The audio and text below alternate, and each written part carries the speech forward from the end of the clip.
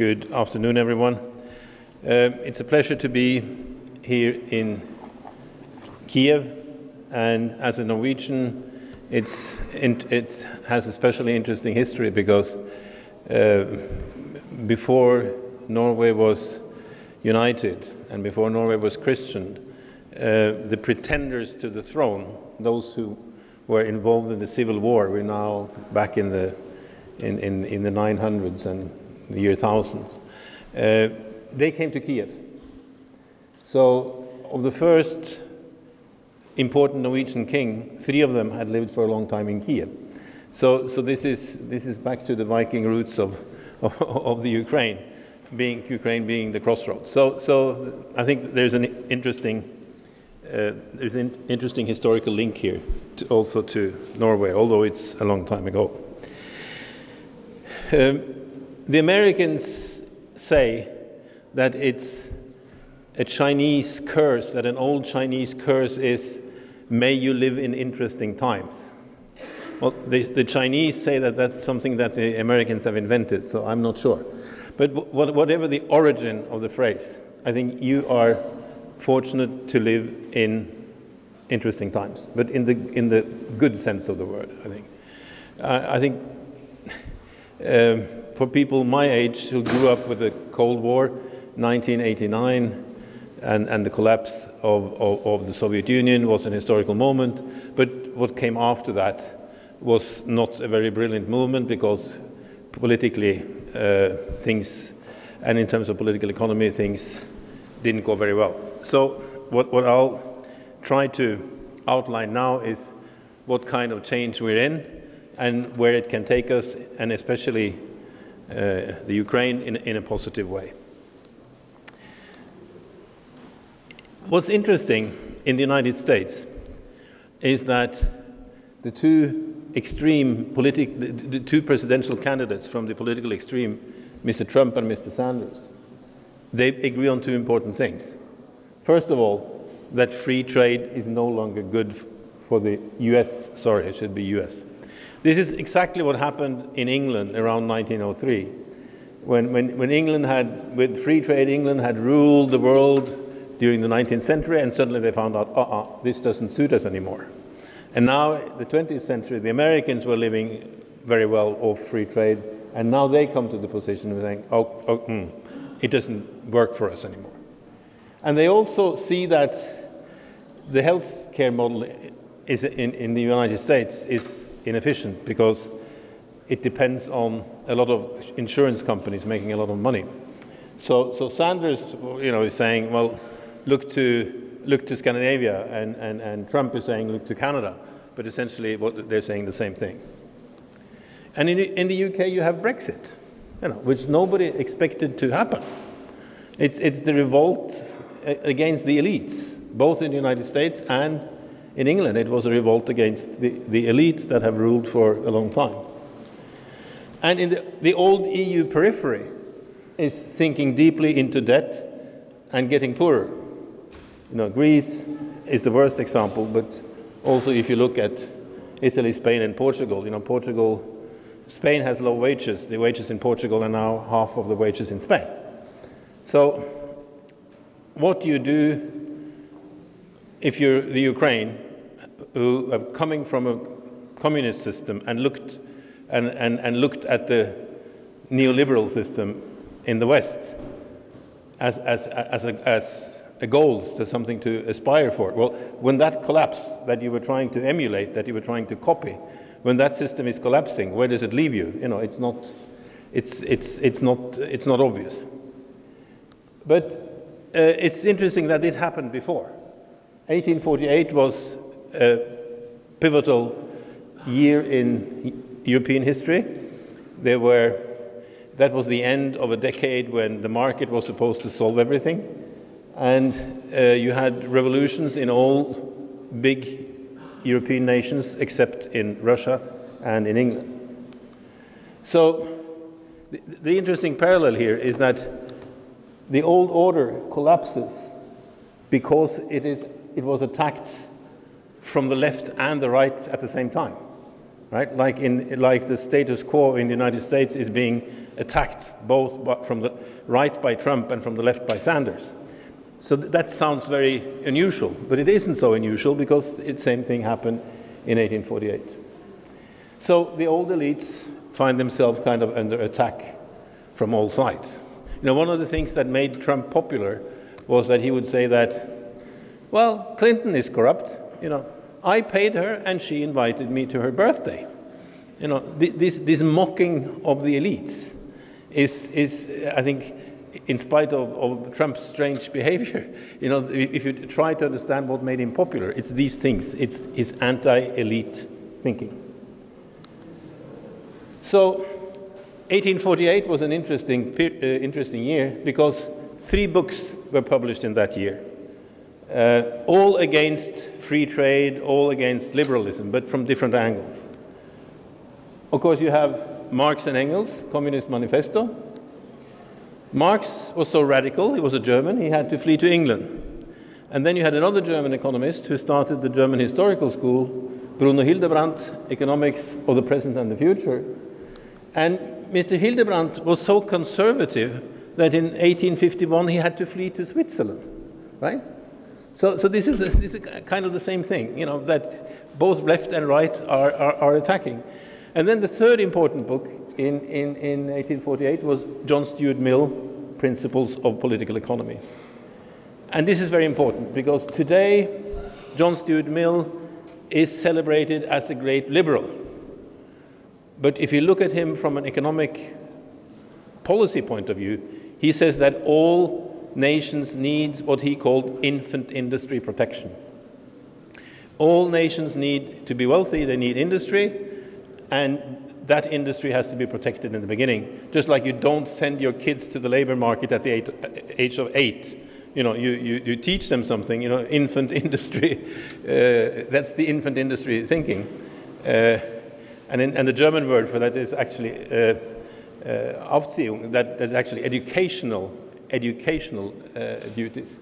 So, you know, you need a certain economic policy before you let the country go into free trade. So, all political angles. And this is John Stuart Mill, what I call the 1848 moment. He writes early in his book, "It often happens that the universal beliefs of one age of mankind becomes to a subsequent age so palpable an absurdity that the only difficulty then is to imagine how such a thing can ever have appeared credible. It looks like one of the crude fancies of childhood, instantly corrected by a word from any grown person." Now, how could we think that if we had free trade between California and Silicon Valley and a tribe in the Amazon, you know, that would benefit both parties equally well? You know, how could we think that?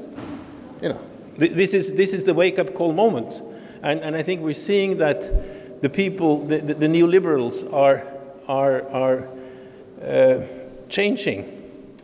You know, my wife is trying to keep an account, and she's calculated that I've worked in 62 different countries. And 3 weeks ago, I was in Georgia, and I found that the Georgian political climate, my colleagues there told me, that everybody was, you know, people were moving to the center. People understood that it actually mattered what the country produced, right? So this is what we're seeing, not only in the West, but also in the relative periphery. So, important, you know, briefly, in the third world in the 1970s, we had deindustrialization, and a lot of Latin American countries' wages fell rapidly. The same thing happened in the so-called second world in the 1990s, including here. And now the same crisis hits the first world, right? The Americans have an expression for this. The chickens are coming home to roost, meaning that you're being haunted by mistakes that you made earlier. Now they come back and they damage you. You know, that's the idea, that the damage started imposed by the West in the third world, then it hit the second world, and now it's hitting the core itself. And I think there is, you know, for those many of us who have, I think, rightly admire the United States. You know, I did most of my studies in the United States. I have an MBA from Harvard, my Norwegian wife, and I also have 2 children born in the United States. But there is something about the United States which I think is important. Here is a statement from an intellectual. There is a cult of ignorance in the United States, and there always has been. This strain of intellectualism has been a constant thread winding its way through the political and cultural life, nurtured by the false notion that democracy means that my ignorance is just as good as your knowledge. It's very crude, but that explains Trump. Right? My ignorance is just as good as your knowledge. And this sounds like a Russian name, but I can comfort you that this guy never spoke Russian. He grew up speaking Yiddish, and he was taken to the United States when he was 3 years old. But he was a very, very important intellectual in the United States. He's a master of science fiction, of a lot of sciences. But there is something there, the cult of ignorance, in a way. And how can you say, how is it possible for the country with the best universities of the world to have this, in a sense, cult of ignorance? And I think this is where European democracy has always been different. So there's a mechanism here presented by a Canadian economist, Harold Innis. He says that science communicated in Latin, and Latin today is mathematics. Right? The Latin of the economists of the last 30 years has been mathematics. So in this case, it's Latin. The priests who speak Latin get into a political deal with the political upper classes. And then resistance to the ruling paradigm and the elites builds up among the vernacular. You know, the vernacular is the dialect. Everyone who didn't speak Latin spoke a dialect which was called vernacular. And the overthrow may take place after a shock to the system. I think this is what we're seeing. Now, in England, enough people have had their real wages reduced. In the United States, the middle class is disappearing. And now there is a revolt against mathematical neoclassical economics and the elites. And interestingly enough, Innis says Western civilization has again and again been saved by knowledge that for a time only survived in the periphery. And if you look at the people who said there could be a financial crisis, Hyman Minsky was an American economist. You know, if you believed that could happen, you would only get a job at 2 very marginal universities in the United States. So if you believed in relevant theory, you had a hard time, your career had a hard time.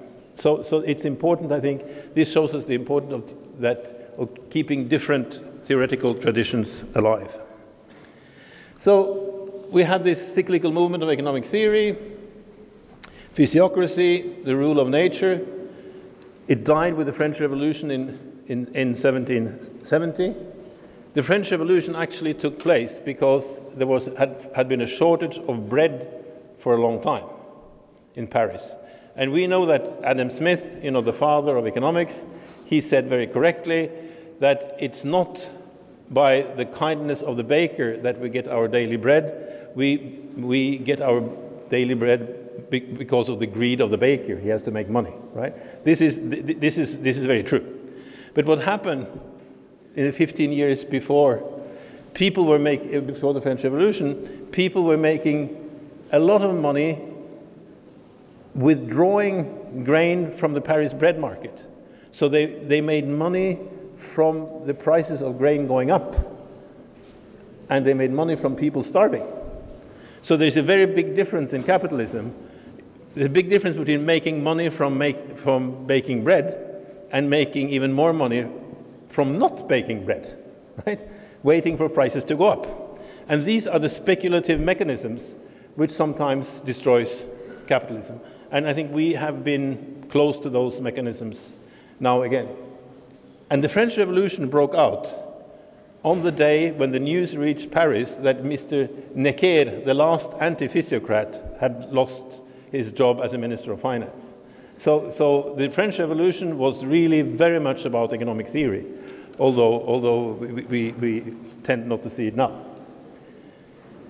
Classical economics, David Ricardo, peaked in 1840s. The real backlash was in 1848, and by 1895 he was absolutely dead, Mr. Ricardo.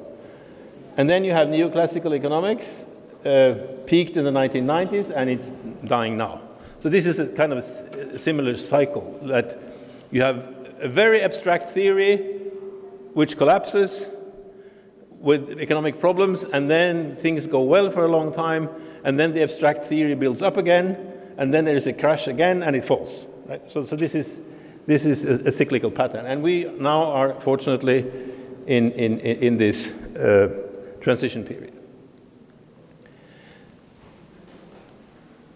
And I think we have, for such a long time, looked at Western capitalism and communism being the opposite of each other, right?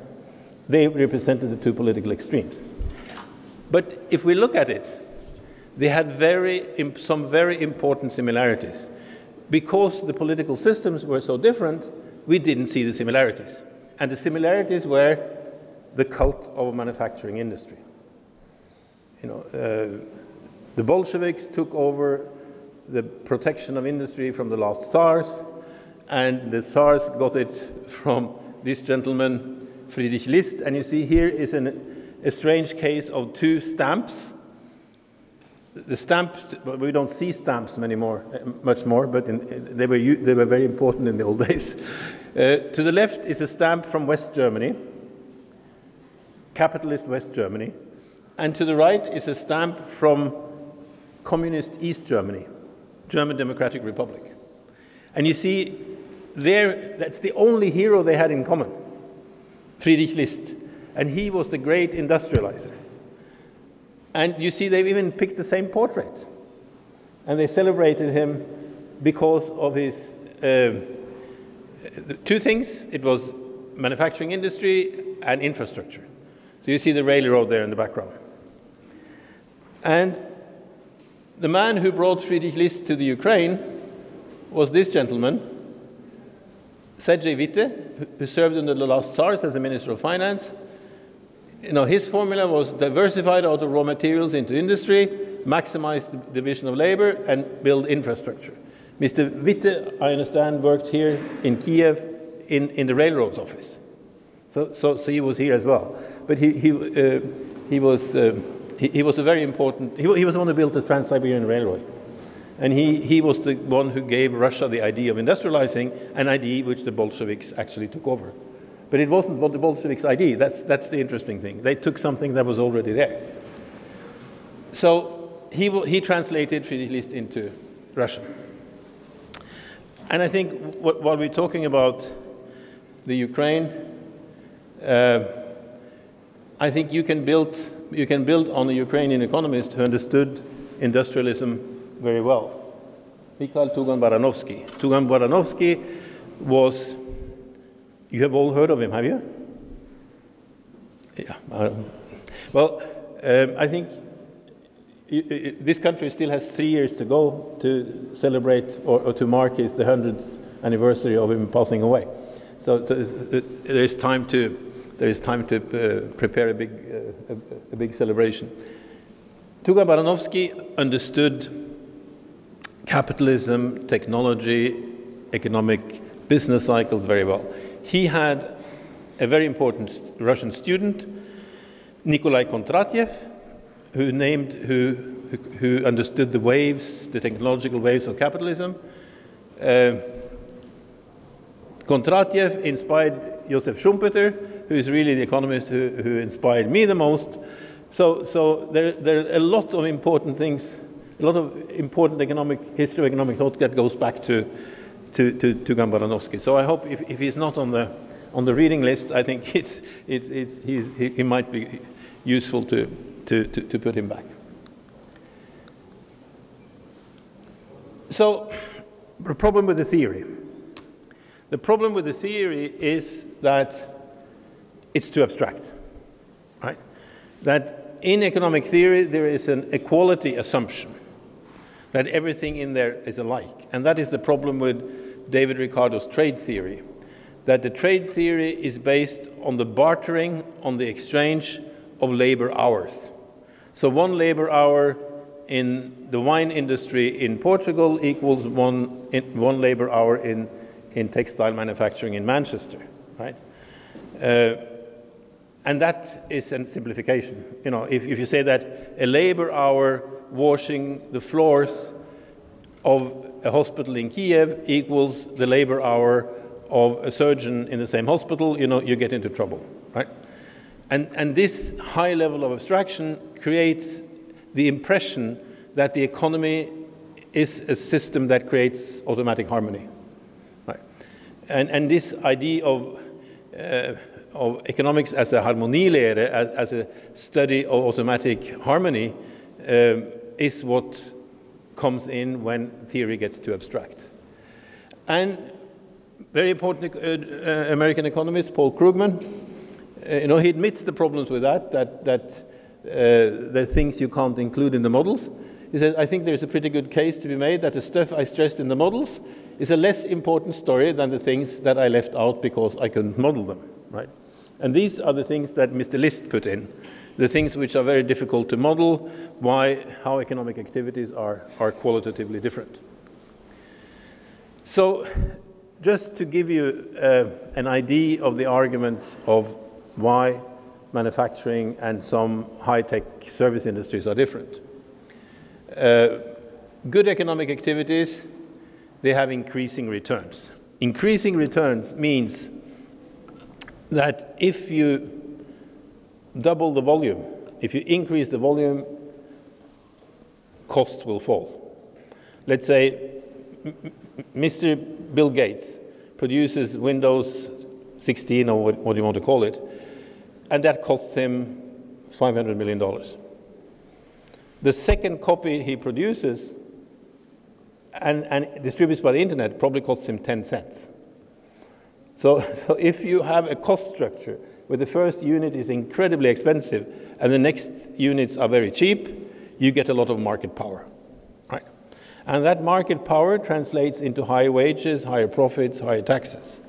But if you are in agriculture, you know, you would tend to use the best land first, and then as you extend production into marginal lands, so that the more you produce, the higher the costs after a certain point, right? So this is the main reason why no country without manufacturing industry has ever got rich. It's not because there is no technological change in agriculture, there is, but it's this increasing returns which produces other side effects. Large division of labor, little division of labor in agriculture, synergies, linkages, clusters. You know, if you are in an area of milk farmers, they don't sell milk to each other. But if you are in a city with a big division of labor, you know, people trade with each other. So this monoculture that goes with agriculture is a problem. Perfect and imperfect competition. You know, if you have perfect competition, you read in the paper what the market is willing to pay for your products. You know, if you grow wheat, you read in the market, you read in the paper what the market would buy your wheat for. That doesn't apply to Mr. Gates. You know, he sets his prices. Technical change tends to increase wages, and technical change on the other side, in agriculture, technical change tends to bring down the prices of the goods. Stable prices, because in manufacturing, if prices go down, you stop producing. If you are in the wheat business, you cannot sell wheat, stop growing because I don't want prices to fall. You know, you can't control production. Skilled labor on one side, less skilled on the other. And manufacturing, everyone has always said manufacturing is what creates a middle class. And you see what's happening now with the deindustrialization of the United States. What's happening is that the middle class is disappearing. And this disgruntled middle class is Mr. Trump's important voters. So part of this problem is, or part of this set of problems, is that the economic structure of a country determines the carrying capacity of the country. You know, if you're in a hunting and gathering society before agriculture, let's say the area I know, which is the Amazon, Brazil and Peru, you know, you have 1 to 2 persons per square kilometer. If you're an agricultural society, you know, you can reasonably have 40 persons per square kilometer. Now, I've been working a bit in Eritrea, which is a strange country, and it's not as bad as its reputation. But when Eritrea's population started climbing towards 50 persons per square kilometer, there were too many, and they had to leave. Right? So, if then, and where did they go to? Well, they go to a country like Holland, where there are 400 persons per square kilometer. You know, nobody would say that Holland is overpopulated because they live very well. But in Africa, countries where there are only 40 persons, people would say, oh, they're overpopulated. No, they're under-industrialized. That's the problem. They're not overpopulated. Right? So this is a very important mechanism. And this is the mechanism which was discovered after World War II with the so-called Marshall Plan. That after World War II, the Allied found that they had to punish Germany. And the worst punishment they could find was to deindustrialize Germany. And one man, Herbert Hoover, an ex-president, he understood what was happening. And he was sent out to Germany by President Truman in 1947, and he wrote one important phrase back, and that was, there's only one problem with a deindustrialized Germany. There are 25 million people too many. You know, what should they do with 25 million people too many in Germany in 1947? He said, well, should we shoot them, or should we take them somewhere else? If so, where? And that was the end of the Morgenthau Plan, which was a deindustrialization plan. And that was the birth of the Marshall Plan, which was the reindustrialization plan. And my point is that many or most of the former Soviet republics, they have suffered from a Morgenthau Plan. They have suffered from a deindustrialization plan, right? And they've hit these problems, and that, you know, that it's sad when a big export item is young people from a country. Latvia got deindustrialized and lost 20% of its population. That's not too many, because they only had 1 million. That's only 200,000. But you know, these forces are extremely strong. So only nations with a large manufacturing sector are able to feed a large population. So I think there are some important lessons here from the former Soviet sphere, and that is, having an inefficient manufacturing sector is normally infinitely better than having no manufacturing sector at all. That's a bit like saying it's better to be an inefficient lawyer in Kyiv than to be the most efficient dishwasher. The most efficient person washing dishes is much poorer than a mediocre lawyer, right? So out of this, history proves actually that it's much better to have an inefficient manufacturing sector than having none at all. The problem is, these days you don't have time, you don't get enough time to build your relatively inefficient manufacturing sector into an efficient one, because it dies before then. You know, this is a problem. Killing the manufacturing sector leads to the destructive sequence of deindustrialization, de-agriculturalization, and depopulation.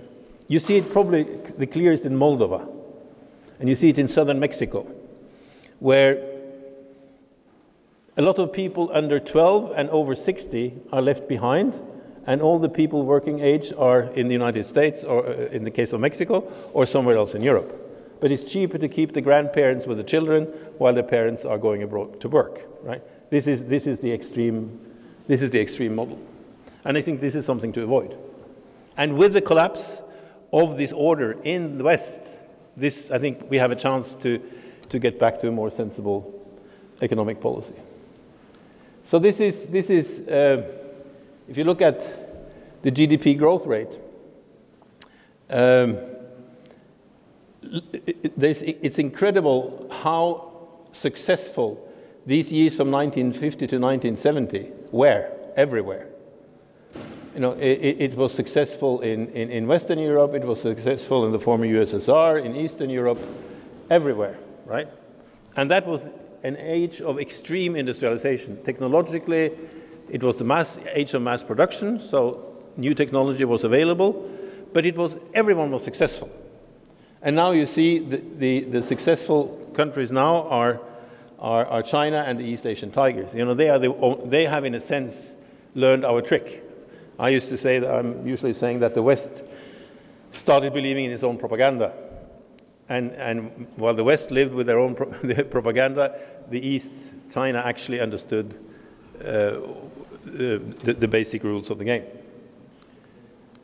So this, unfortunately, it should have come up in pieces. But this is what happened in Russia, and I don't have the data for the Ukraine, so I'm using the Russian data because you suffered kind of the same consequences.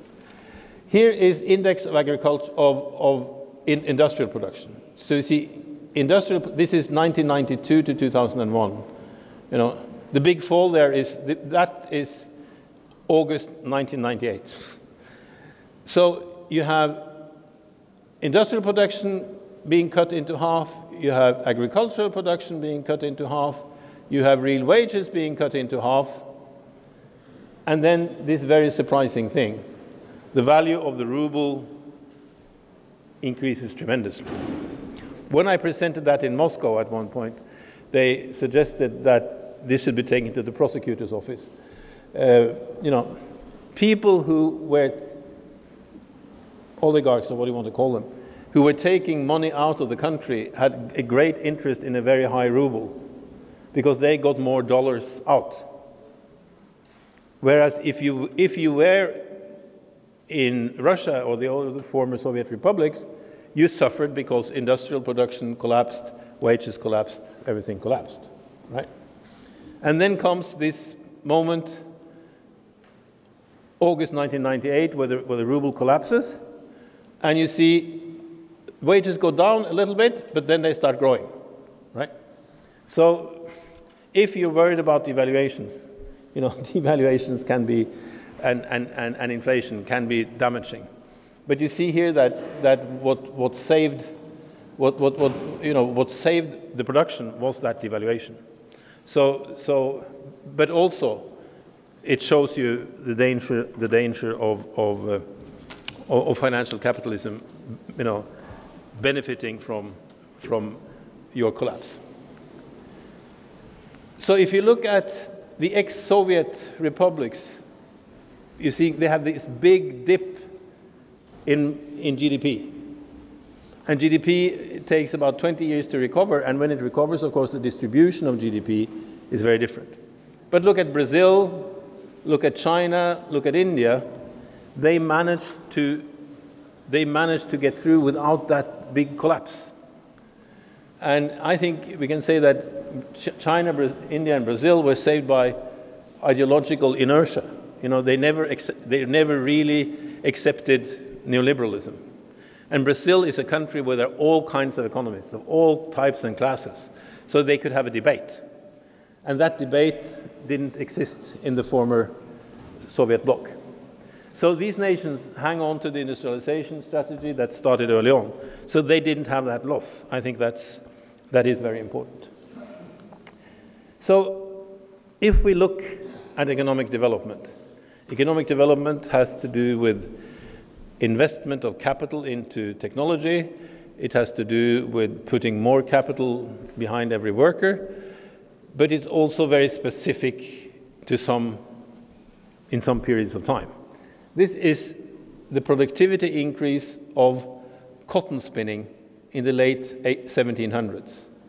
So you see here at one point, the average annual increase in productivity was more than 25% per worker. I mean, labor productivity increased tremendously, right? And then you have two kinds of economists. You have the English economists who say, oh, look at what free trade can do. And then you have the other economists who tended to be from the continent who would say, oh, look at what technology can do, right? These are the two kinds. And unfortunately, the German economists who were the technology economists, they kind of died out after World War II. So what does this compare to these days?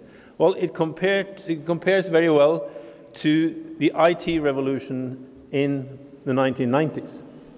In information technology, there is something called Moore's law, right? And Moore's law says that the productivity of the silicon chip doubles every 18 months. And if you draw a graph, it looks a bit like that, right? So economic development is a sequence of such productivity explosions. And we never know what the next one is, but we better be in a position to use it. And if you draw this in a different way, this is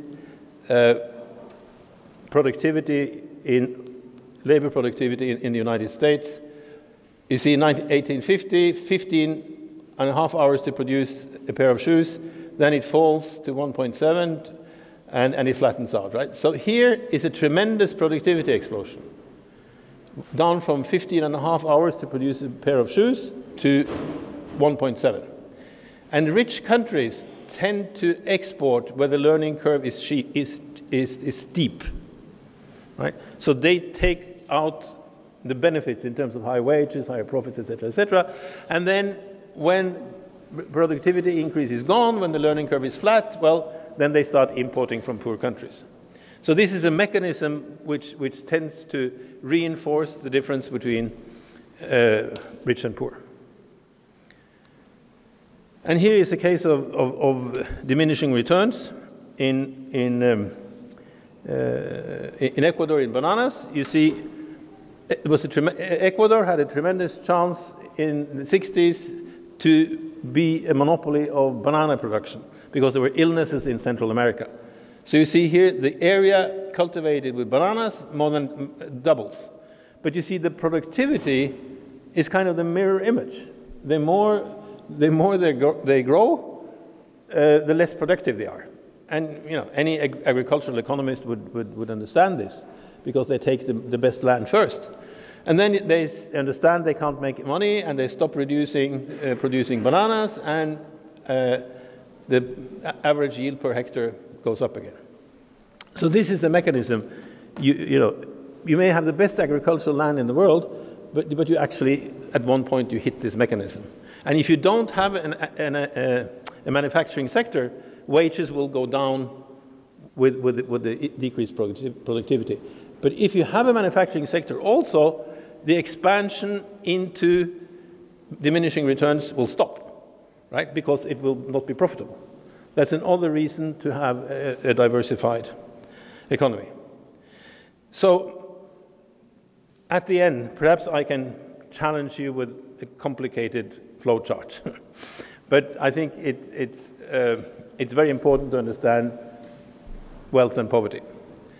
So the Morgenthau plan, this is what the Allied tried to do with Germany. You are engaged in production of technologically mature products and products subject to diminishing returns. You have perfect international competition because the producers can read in the newspaper what the market will pay for agricultural products. You get no increase in real wages. Demand is low, savings are low possibility for taxation and poor health and education. Investment in labor-saving technologies are unprofitable. Then small scale of production. Import will be cheaper to scale economy. Imports will be cheap because your volume is very small, and therefore your manufacturing cannot compete. That's a very important barrier, which this country has to get over. And low investments. You get balance of payment problems. Georgia has a balance of payment deficit which is about 50%. Low capital labor ratio. And then if we talk not about Eastern Europe, which was formerly industrialized, but if you talk about Africa, many children are seen as an asset. You know, if there is no social security, and if an elderly couple, if infant mortality is 50%, and if an elderly couple needs 3 children to feed them, how many children should you have? Infant mortality is 50%. Now, obviously, you should have 6 children, right? In order to be sure that you end up with 3. And maybe you should have 7, just to be on the safe side, right? So when we talk about overpopulation in Africa, we very often fail to see it in this perspective. Low wages versus other nations, and this is a vicious circle that actually is perpetuating itself. So except for the children, I'm afraid that Ukraine is getting into a kind of cycle like this. Then you look at the Marshall Plan. Productivity increases feed into higher wages. Higher demand, higher savings, higher possibility for taxation, labor-saving technology pays off. You know, the price of labor is what actually determines the technology level, right? So, in a sense, high wages are very important because high wages will lead to more technology being used, to more efficient machinery.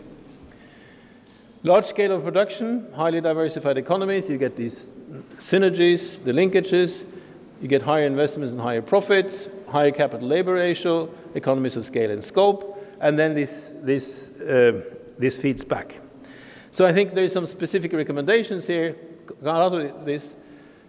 Some sectors, if we look at the chaos and collapse of Eastern Europe, some sectors were easy to rebuild. For instance, the poultry sector. The Russians imported bush legs, and they started producing them themselves. So I think if you analyze Ukraine's imports to find sectors where a minimum tariff or policy measures will produce a maximum effect in terms of employment. You know, specifically going and say, well, if you just have a 5% increase on tariff, 5% tariff on this, on scrap iron, let's just make an example, we can do a lot, right? Make some kind of sensitivity analysis. And learn from successful national development banks. Here, I think Brazil is a wonderful example. Brazil is a strange country, but some things they do very well. For instance, helping small and medium-sized enterprises. And I think the role of medium-sized enterprises is very important. I think this is something. I sat next to a Ukrainian last night at the airport in Amsterdam, and we started talking. And I asked him what he was doing. Well, he was running a small company with 20 employees. And then I engaged in the worst kind of research, which is kind of taxi driver research, that you talk to the people you happen to bump into. but this gentleman, he said that. Well, I asked him, if you could speak to the Prime Minister of the Ukraine, what would you say? And he said, well, I think we are on completely different planets because they don't think about production. Right? That was his reaction. I don't know how representative it is, but there is something here about talking about corruptions and legal reforms and all kinds of reforms, but not focusing enough, in my view, although I don't know it that well, about production. So encourage entrepreneurship of all levels and be careful to favor the productive sector, not the financial sector, right? Because we know that the financial sector can become a predator on the real economy. Well, hopefully my message has not been too complicated. Hopefully I have got most of you with me. It was a pleasure to be here, and I think I should congratulate you on being young at this point in time, because it's a point in time where nations, I think, can reclaim their faith with moderate nationalism. I think not extreme nationalism, but moderate nationalism. And another important common thread between Western neoliberalism and communism, they were both cosmopolitical theories, right? Neither neoliberalism nor communism had the nation state as a unit of analysis. So two important things in common, both the cult of manufacturing and the lack of the nation state. We know the reaction in the 30s in Germany and Italy with extreme nationalism was very dangerous, right? So we know what to avoid, but clearly bringing back nationalism, as was done after World War II, is a useful strategy, I think. Well, thank you.